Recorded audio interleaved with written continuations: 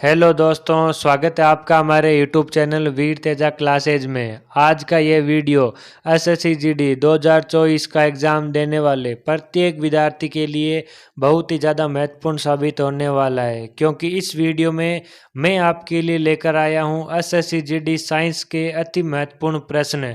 बिना time waste किए इस वीडियो को स्टार्ट करते हैं। लेकिन वीडियो स्टार्ट करने से पहले आपसे एक रिक्वेस्ट रहेगी कि अगर आपने अभी तक हमारे चैनल को सब्सक्राइब नहीं किया है तो चैनल को सब्सक्राइब करके बेल आइकन को प्रेस करके ऑल पर सेट कर दीजिए, जिससे आने वाले प्रत्येक वीडियो की नोटिफिकेशन आपके पास में सबसे पहले पहुंचेगी।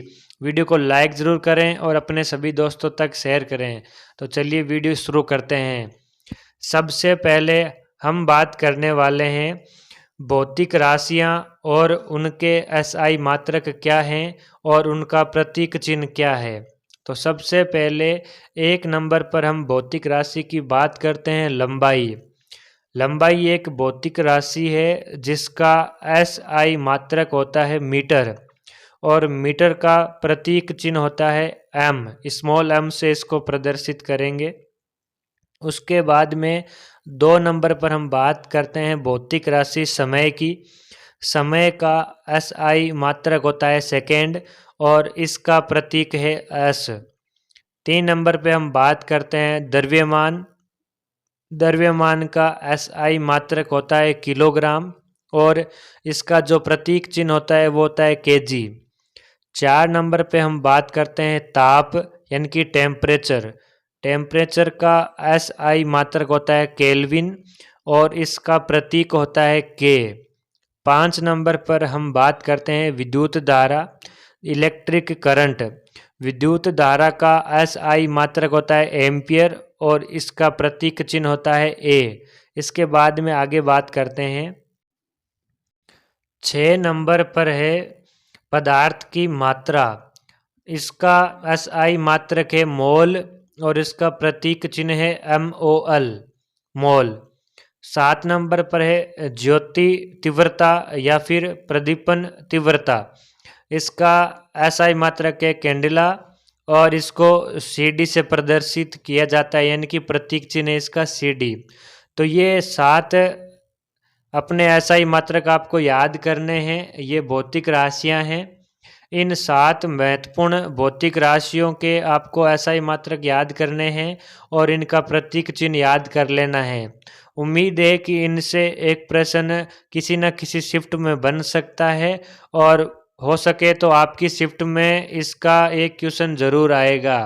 तो ये 7 महत्वपूर्ण भौतिक राशियां, उनके एसआई मात्रक और उनके प्रतीक चिन्ह हैं। तो इनको आप एक बार अच्छे से याद कर लें। इसके बाद में आगे बात करते हैं हम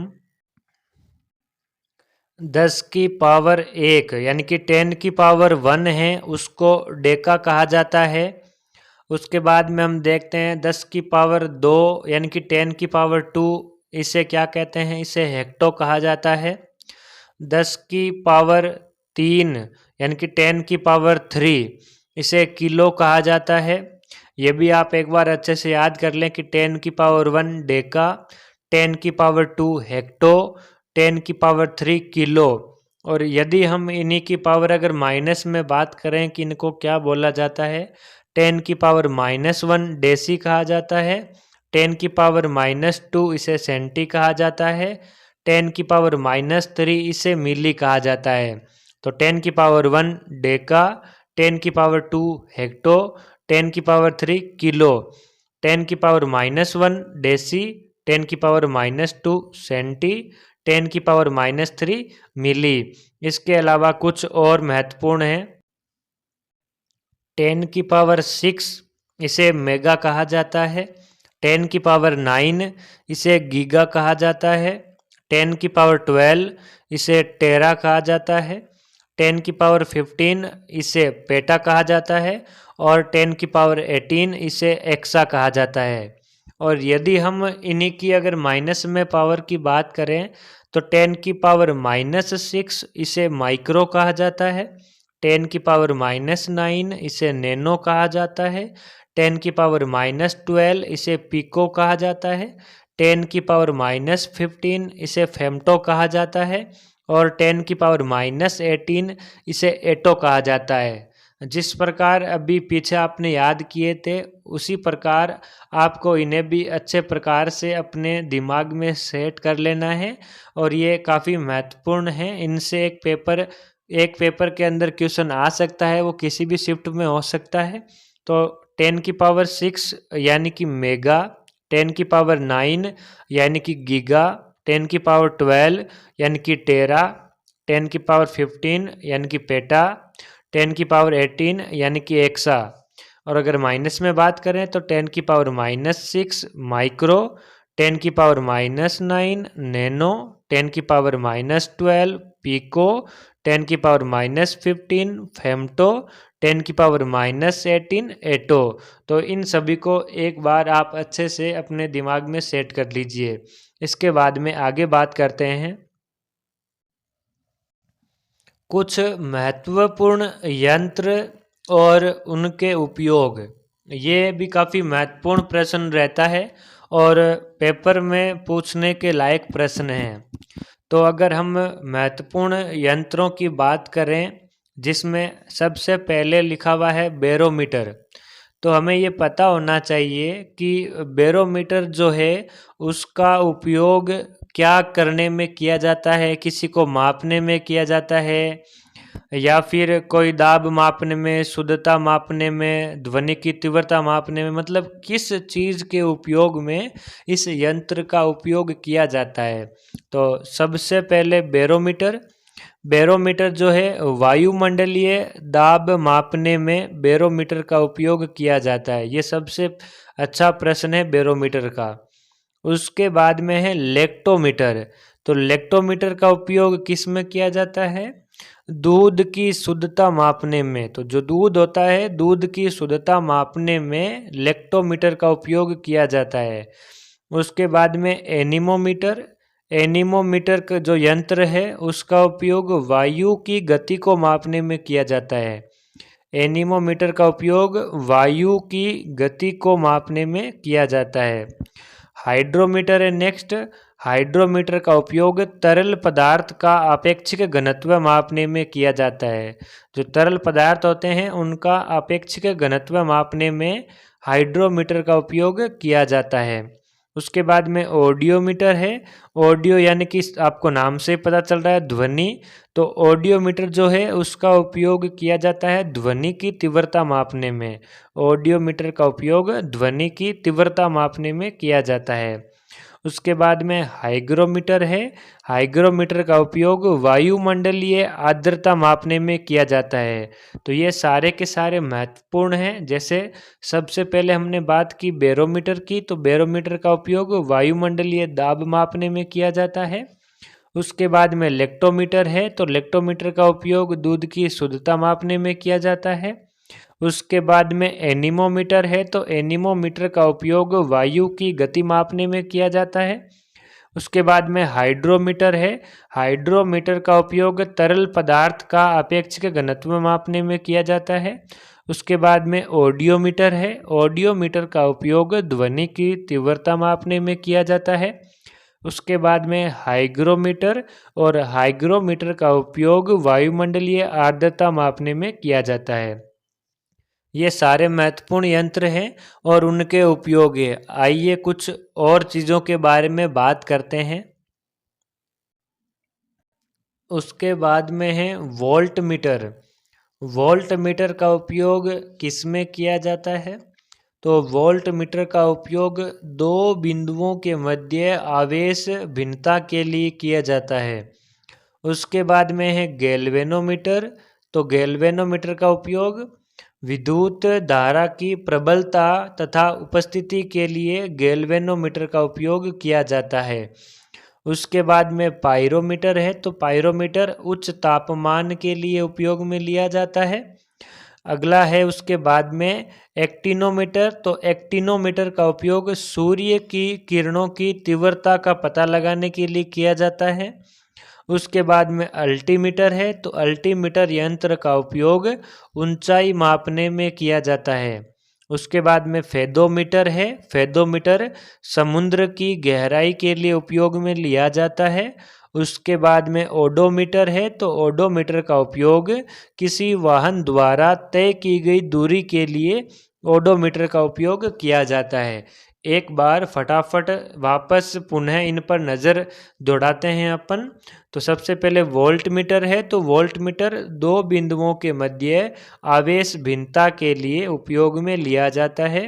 गैल्वेनोमीटर विद्युत धारा की प्रबलता तथा उपस्थिति के लिए उपयोग में लिया जाता है।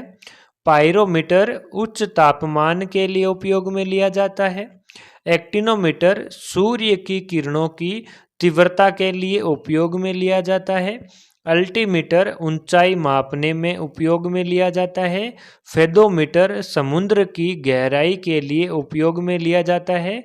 और ओडोमीटर किसी वाहन द्वारा तय की गई दूरी को मापने के लिए उपयोग में लिया जाता है। उसके बाद में कुछ और प्रश्नों की बात करते हैं। उसके बाद में है ओडोमीटर तक हम पहले ही बात कर चुके हैं। उसके बाद में कैरेट मीटर है। कैरेट मीटर जो है वो स्वर्ण की शुद्धता के लिए उपयोग में लिया जाता है। उसके बाद में स्पाइगमोमेनोमीटर है। इसका उपयोग रक्त दाब को मापने में उपयोग किया जाता है। उसके बाद में लक्स मीटर है। इसका उपयोग प्रकाश की तीव्रता के लिए किया जाता है।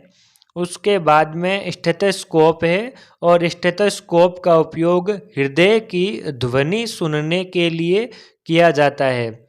और उसके बाद में अंतिम हमारे पास में यंत्र है सोनार, और इसका उपयोग समुद्र में डूबी वस्तुओं का पता लगाने में किया जाता है। ये काफ़ी अच्छा प्रश्न है और काफ़ी बार पूछा जा चुका है, और इस बार भी एसएससी जीडी के किसी न किसी शिफ्ट में पूछा जा सकता है।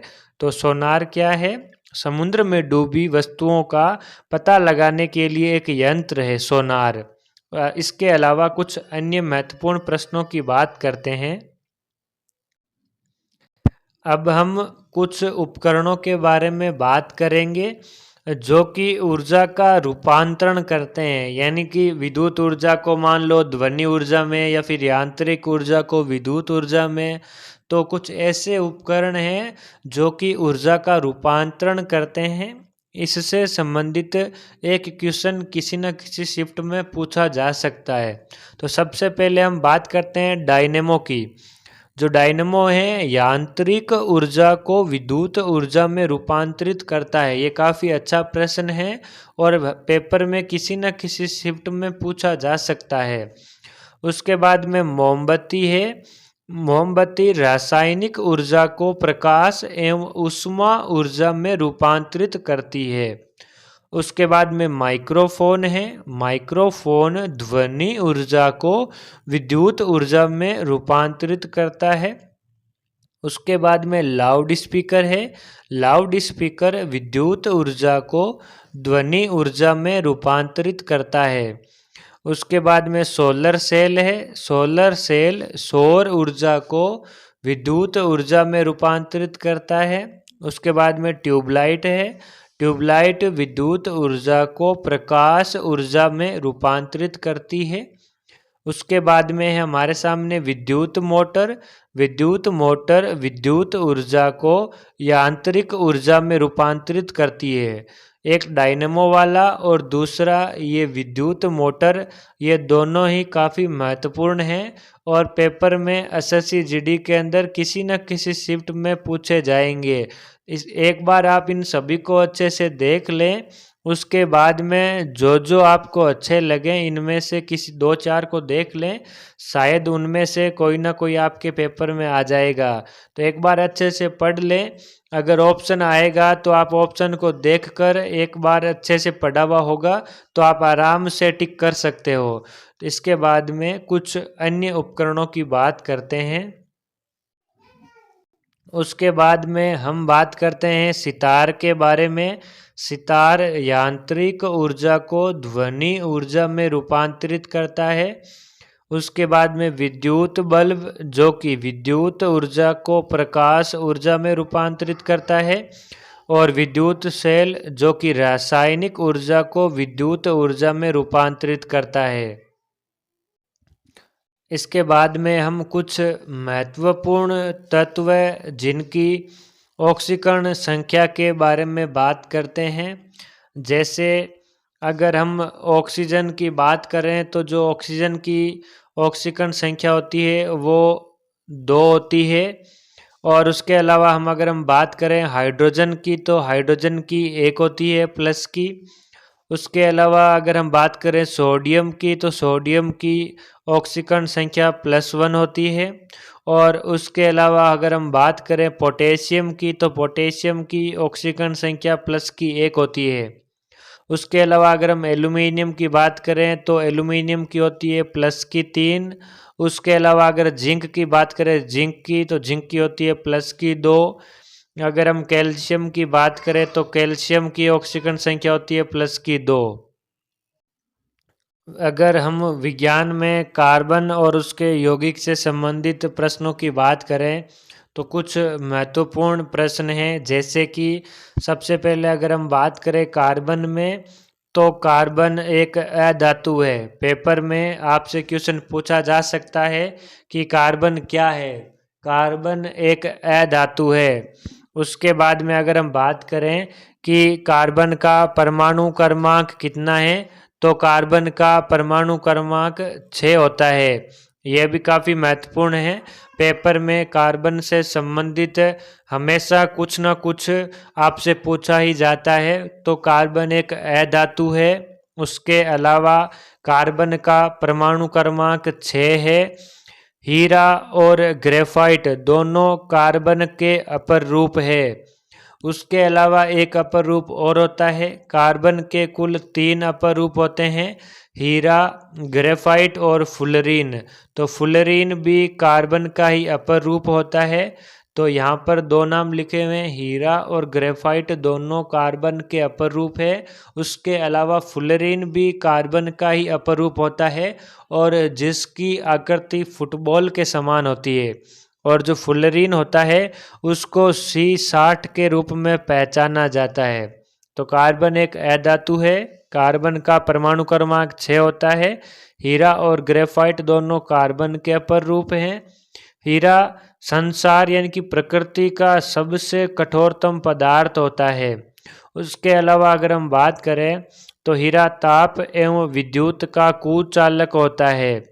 उसके अलावा अगर हीरे के बारे में बात करें तो हीरा शुद्ध अवस्था में चमकदार एवं पारदर्शी होता है। अशुद्धियाँ होने पर भी हीरा नीला, लाल और हरा भी होता है। तो ये कुछ महत्वपूर्ण बातें जो कि कार्बन से संबंधित हैं और काफ़ी बार यह एग्ज़ाम में पूछी भी जाती है। किसी न किसी शिफ्ट में कार्बन से संबंधित एक क्वेश्चन आपको देखने को ज़रूर मिलेगा। आज के वीडियो में बस इतना ही। नेक्स्ट वीडियो जल्द ही।